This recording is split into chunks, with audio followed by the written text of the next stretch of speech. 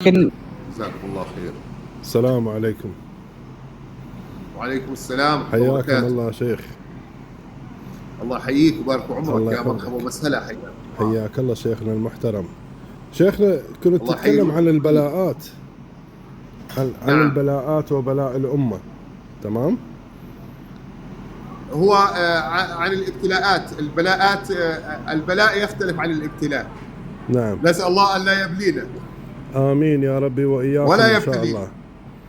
آمين. الله يحفظك يا رب. طيب شيخنا عمار بن ياسر يقول في صحيح البخاري أنه يقول للمسلمين والصحابة إن الله تبارك وتعالى ابتلاكم، تطيعون الله أم تطيعون أم المؤمنين عائشة؟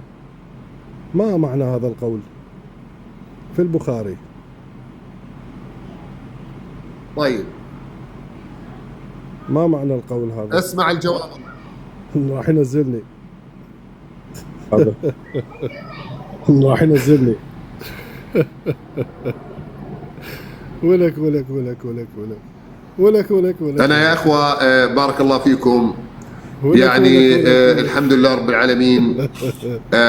أحب أسلم على اتفقنا أحب أسلم على اللي بالعراق، أحب أسلم على قناتنا هذه أحب أسلم على القوات الأمنية بالعراق، لا وأحب ندعو أقول فيه إلى عزيزتي عصبية ولا وأقول عنصرية ولا إلى نبوسش طائفية، من راسك إنما ونحبك. ندعو فيه الله تبارك وتعالى راجع أن بطيزك يؤلف شيخنا. بين قلوب المسلمين وأن يوحد